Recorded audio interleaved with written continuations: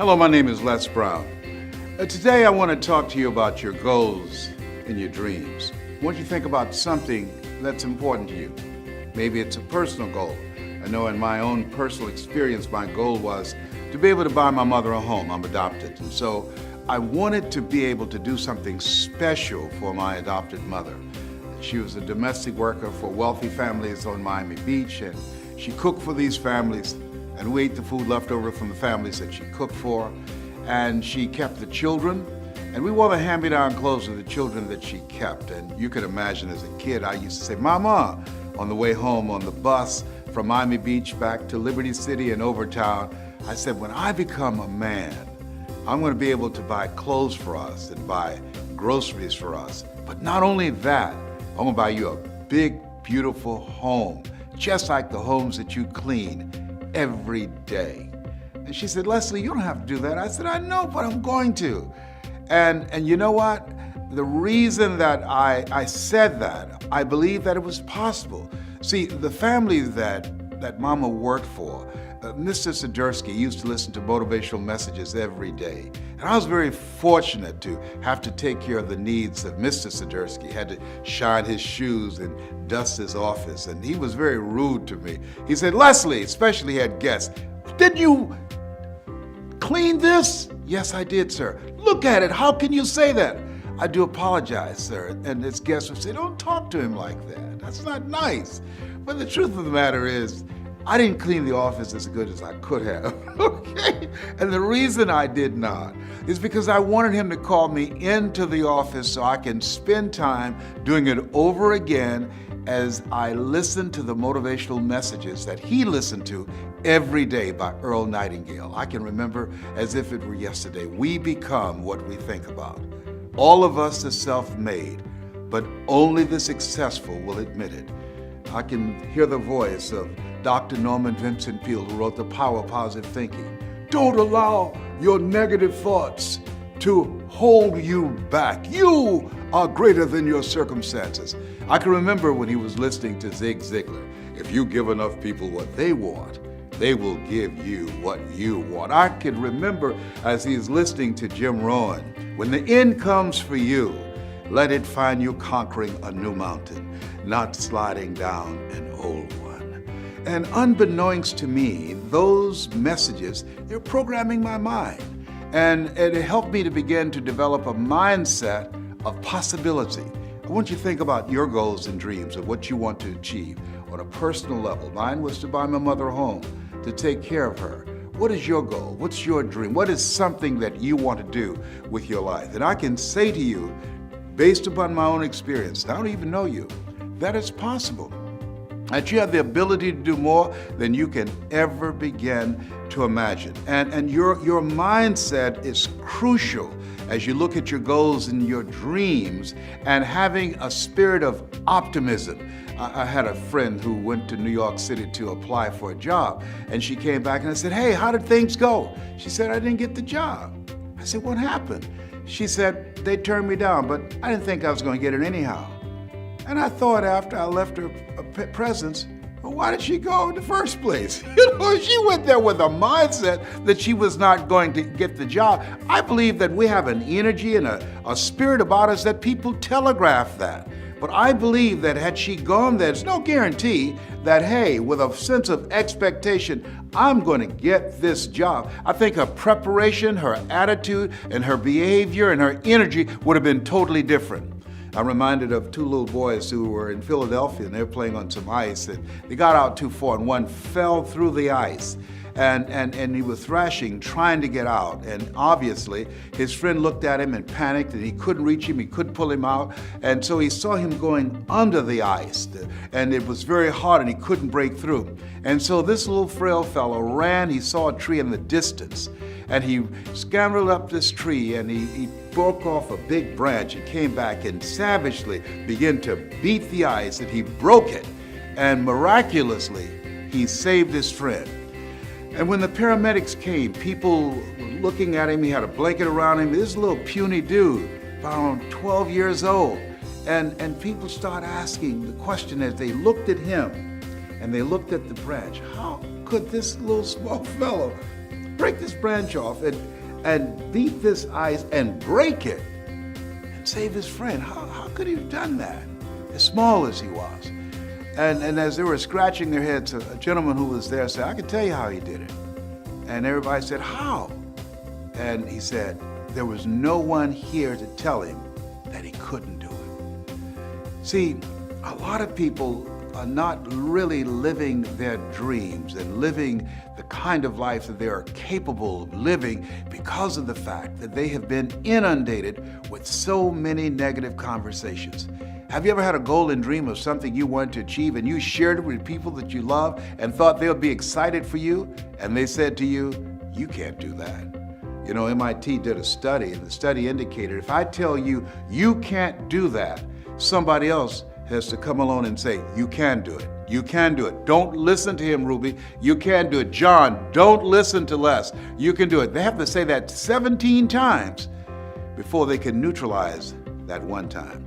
That's why my favorite book says faith comes by hearing and hearing and hearing. And so by listening to those motivational messages every day when my mother went to do domestic work on Miami Beach, it began to give me a sense of optimism, of the possibilities of the kind of life that I can live. And I'm saying to you, as you listen on a regular basis, as you begin to program your mind deliberately, the reason that most people don't achieve their goals is because they are thinking like everybody else. 16 revolutionary words. Be ye not conformed to this world. Be ye transformed by the renewing of your mind. That's an ongoing process. What are your goals? What are your dreams? Earl Nightingale was right. You don't get in life what you want. You get in life what you are. And so you want to take the time every day to listen to things that can help to program your mind positively, because at the end of the day, if you don't program your mind, it's going to be programmed.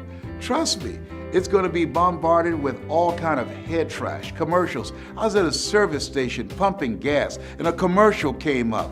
I mean, you get on the elevator and commercials are there. You look at billboards, their messages is coming in, over 5,000, 10,000 messages on a regular basis.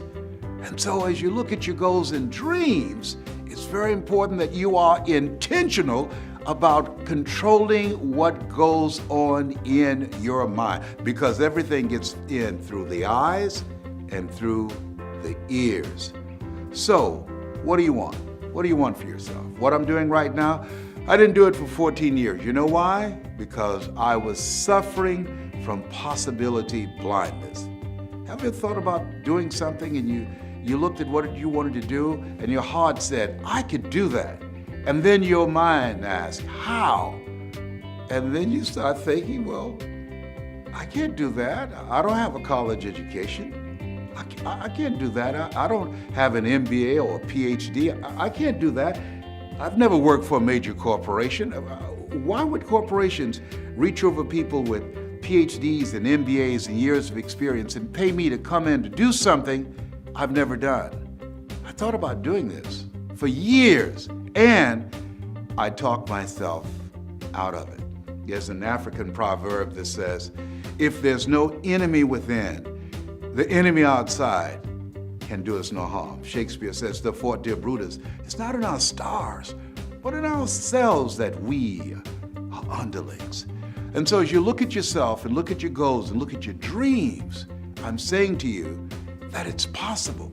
Because if anybody at any point in time had a goal, had a dream of what they wanted to achieve, and they made it happen, then it's possible that you can do it too. But you've got to be intentional about programming your mind. So here's some things that's very important. I want you to hold in mind what it is you want to do in your personal life. What is it that you'd like to do? Maybe you want to do something for someone you care about. That was the goal and dream that I had. And I purchased 4 different homes for my mother. And I want you to think about your financial goal. You know, people say money won't make you happy, but everybody want to find out for themselves. I have a friend named Rita Davenport, and Rita said, money can't make you happy, but it's right up there with oxygen. And I agree. agree with that 100%. So as you look at your goals and dreams, I want you to think about your financial freedom number. What does that look like? That once you achieve that, it will alleviate a lot of stress. Once you achieve that you have more time for yourself and for your family. You can go on that dream vacation you've been thinking about, or buy that dream car or home that you desire. Once you earn that amount of money, it would be like becoming debt-free. I want you to think about your financial freedom number. And then once you come up with that number, and I want you to write it down, as you come up with that number, I want you to multiply it 100 times. Yes, 100 times. Read my lips, 100 times. Why? Because I found that most people fail in life, not because they aim too high and miss. No, most people fail in life because they do what I did for a major part of my life. Aim too low and hit. And most people don't aim at all. That's why there's a saying that if you don't know where you're going to end up someplace else. And so you are serious about your goals and dreams. I can say to you that you've got to affirm yourself, you've got to tell yourself, you've got to encourage yourself that it's possible, that you've got to talk to yourself on a regular basis. I'd never forget, I had to speak in the Georgia Dome for a friend of mine, Dexter Yeager. And Dexter Yeager is a multi-millionaire. He makes over $1 million every 17 hours in this organization that I spoke for. And he invited me to be his guest speaker, the headliner, before 80,000 people in the Georgia Dome. I panic. And the first thing happens when I become afraid, I have to go to the bathroom. So I went to this bathroom and they came knocking on the door. Les, the band is stalling. You need to come out. And I said, okay. And I was talking to myself saying, I can do this. My mind went blank because I became overwhelmed when I peeped out front and saw 80,000 people in this stadium. It was the largest gathering I'd ever seen like this. I've seen it for sporting events, but for a speaking event, I'd never been in that kind of environment before. The most people I've ever spoken before up to that time was maybe about 500 or maybe 1,000, but 85,000. I went to the bathroom 7 times because 7 is my favorite number. You know, I'm one of 7 kids. My social security number is 267. My phone number is 702. Did I tell you my favorite number is 7? God made the world in 7 days. Naaman dipped himself in the river Jordan 7 times. Joshua marched around the walls of Jericho 7 times. Did I tell you I went to the bathroom 7 times because 7 is my favorite number? Well, finally, they got Mike Williams, my mentor, and he came and he knocked on the door of this portable restroom. He said, Brownie. And I said, yes. He said, come out. I said, Mike, I'm scared. I can't think. He said, are you afraid? Admit it. I said, yes, I am. I'm nervous. I just can't do it, Mike. I'm scared. He said, Brownie? I said, yes. He said, are you listening to me? I said, yes. He said, they came to see you. You didn't come to see them. You got this, Brownie. You can do this. Wow. Let me tell you what he did. One of the things I do is train speakers how to change lives. What he did was he distracted me. I was caught up in how big the crowd was. I was caught up with saying, what can I say to them? I was breathing hard. I was feeling overwhelmed being in that setting. And when he spoke, I knew that he believed in me. When he spoke, it's like he saw me on stage speaking, and he convinced me that I could do it. See, sometimes it's very important for you to hear this. Sometimes you have to believe in somebody's belief in you until your belief kicks in. And so when I looked at myself and I looked at where I was, what I said to myself, Mike believes in me. He believes that I can do this. And I'm saying to you, as you look at your goals and look at your dreams, One of the things that's important in maintaining an achievement-driven mindset and a spirit of optimism is having someone in your corner, having someone who believes in you, having someone who can see what you can't see.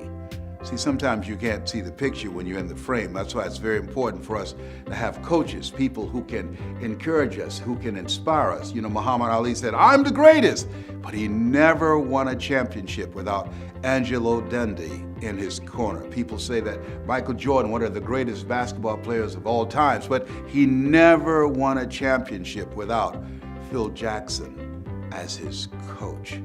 And so, as you work on yourself and work on your dreams, I'm suggesting that you get someone in your life that you can partner with, someone that can see what you can't see, someone that when you feel you can't make it, someone when you feel I can't do this, and they can give you a word of encouragement and will make all the difference in the world.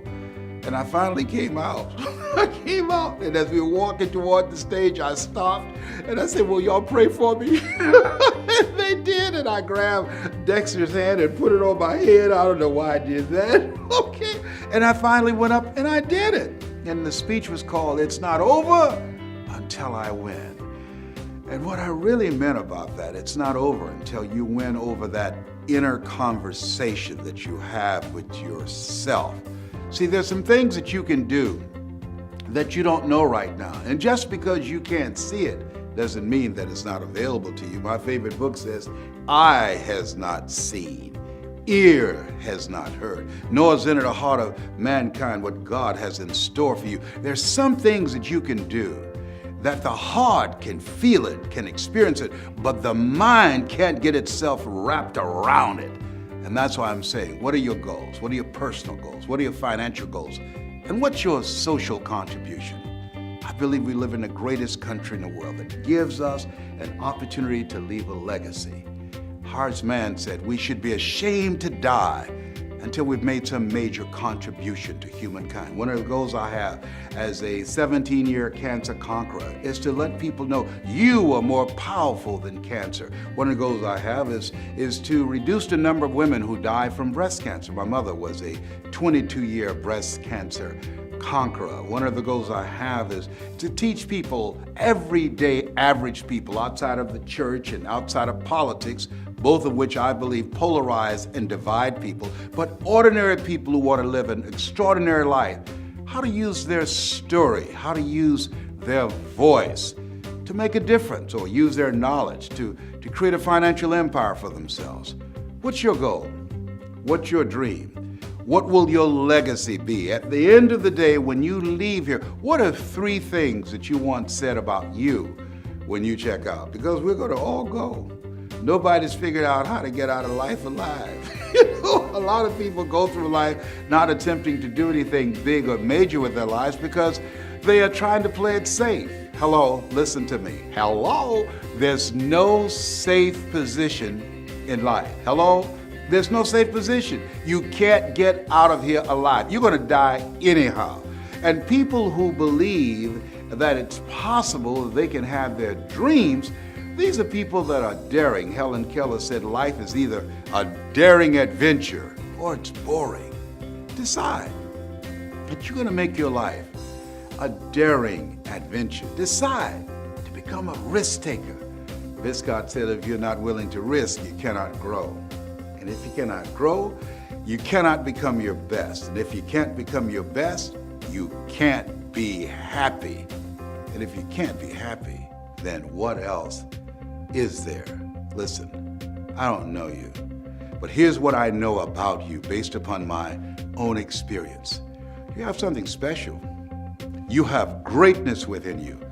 I don't care if you are going through some tough times right now. You are greater than your circumstances. What you are growing through, not going through, what you are growing through will help you to become a better person.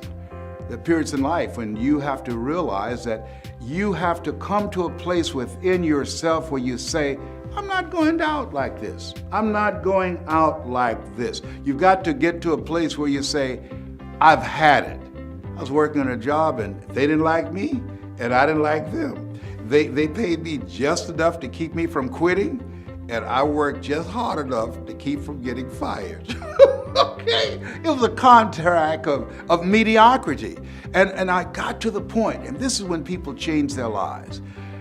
I got to a point where I said, hey, I've had it. I'm out of here. Where are you going? I don't know, but I'm out of here. You're about to make me lose my mind. Up in here, up in here. You're about to make me act a fool.